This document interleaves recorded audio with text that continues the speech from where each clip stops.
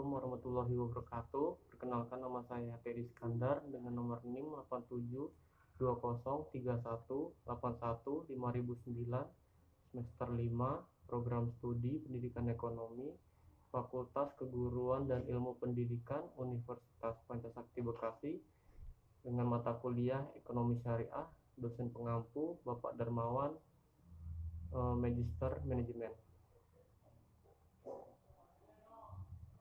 Kali ini saya akan menjelaskan tentang pengenaan zakat seseorang dari hisab dalam setahun. Apa itu nisab zakat? Nisab merupakan batas minimal kekayaan seseorang yang diwajibkan untuk membayar zakat. Apabila seseorang memiliki harta yang telah mencapai nisab, maka orang tersebut sudah diwajibkan untuk berzakat. Sebaliknya, jika seseorang tidak wajib membayarkan zakat apabila kekayaan tidak mencapai nisab.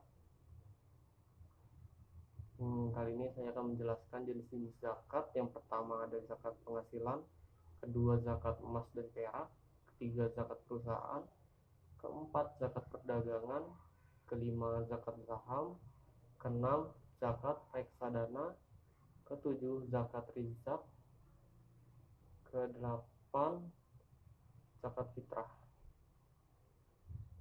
Yang pertama, zakat penghasilan. Zakat penghasilan atau lebih dikenal juga sebagai zakat profesi adalah batas dari zakat mal yang diwajibkan dikeluarkan atas harta yang berasal dari pendapatan atau penghasilan rutin dari pekerjaan yang tidak melanggar syariat. Adapun cara menghitung zakat penghasilan sebagai berikut.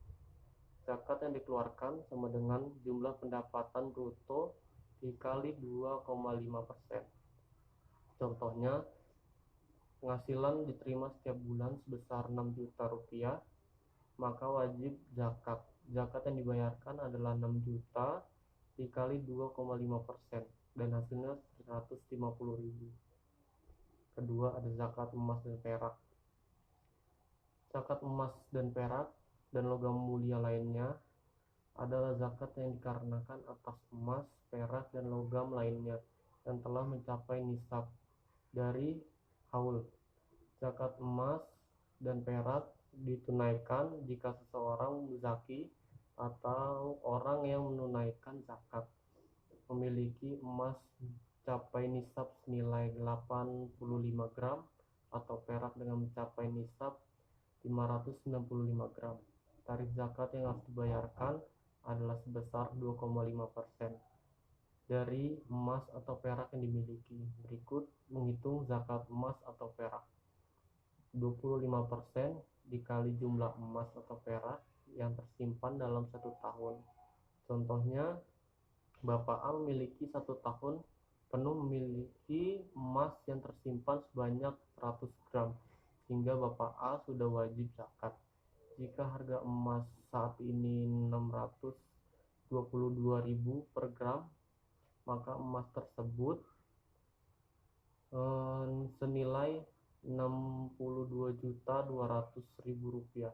Zakat emas yang perlu Bapak A tunaikan sebesar 2,5% dikali 60.200.000 rupiah dan hasilnya 1.555.000 rupiah. 3. Ada zakat perusahaan.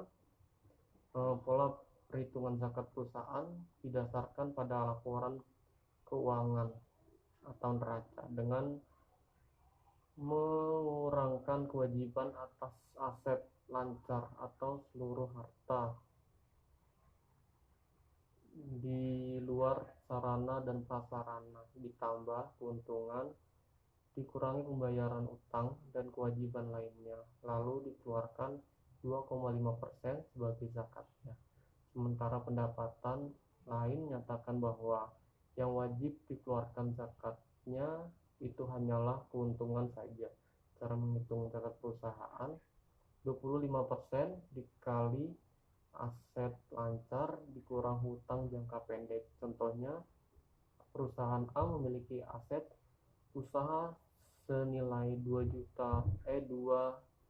miliar rupiah dengan Jangka hutang pendek sebesar 500 juta rupiah.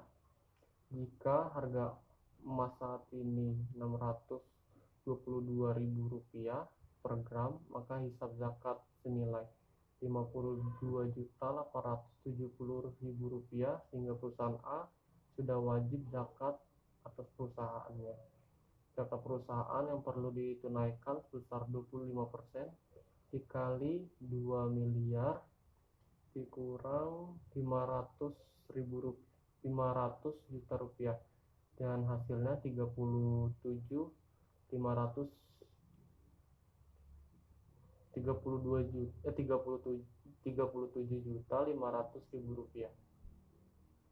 Keempat, ada zakat perdagangan. Zakat perdagangan adalah zakat yang dikeluarkan dari harta niaga, sedangkan zakat niaga adalah harta atau aset yang diperjualbelikan dengan maksud untuk mendapatkan keuntungan. Dengan demikian, maka dalam harta niaga harus ada dua motivasi untuk berbisnis dan motivasi mendapatkan keuntungan.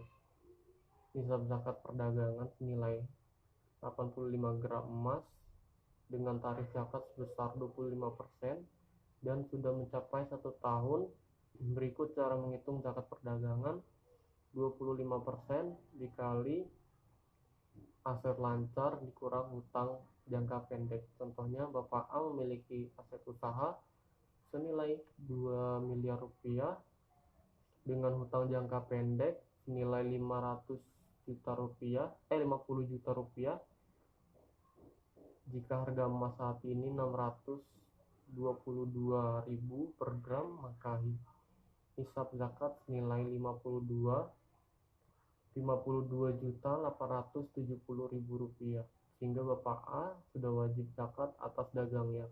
Zakat perdagangan yang perlu Bapak A tunaikan sebesar 25% dikali 2 miliar rupiah dikurang 50 juta rupiah, dan hasilnya 3.750.000 rupiah. Kelima, ada zakat saham. Zakat saham dapat ditunaikan jika hasil keuntungan investasi sudah mencapai nisab. Nisab zakat saham nilainya dengan nisab zakat mal, yaitu senilai 85 gram emas dengan tarif zakat 2,5% dan sudah mencapai 1 tahun. Cara menghitung zakat saham sama dengan zakat mal, yaitu menggunakan rumus sebagai berikut: 25% dikali jumlah harta yang tersimpan dalam 1 tahun. Keenam, ada zakat reksadana.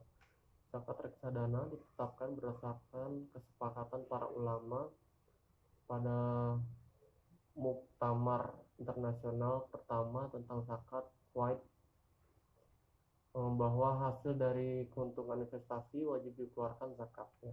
Zakat reksadana dapat ditunaikan jika hasil keuntungan investasi sudah mencapai hisabnya. Hisab zakat reksadana selama nilainya dengan zakat mal, yaitu 85 gram emas dengan tarif zakat 2,5% dan sudah mencapai 1 tahun. Cara menghitungnya pun sama dengan cara menghitung zakat mal, yaitu menggunakan rumus sebagai berikut: 25% dikali jumlah harta yang tersimpan dalam 1 tahun. Ketujuh, ada zakat rikas. Zakat barang temuan atau rikas adalah zakat yang wajib dikeluarkan untuk barang yang ditemukan terpendam di dalam tanah atau yang bisa disebut dengan harta karun. Zakat barang temuan tidak mensyaratkan baik haul atau lama penyimpanan, namun hisab jumlah minimal yang dikenakan kewajiban zakat, sementara kadar zakatnya adalah sebesar 1/5 atau 20% dari jumlah harta yang ditemukan. Jadi setiap mendapatkan harta temuan, berapapun besarnya, wajib dikeluarkan zakatnya sebesar 1/5 dari besar total harta tersebut. Kedelapan, ada zakat fitrah. Zakat fitrah adalah zakat yang diwajibkan atas tiap jiwa baik laki-laki maupun perempuan muslim yang dilakukan pada bulan Ramadan memasuki saat futur berbuka puasa pada Idul Fitri.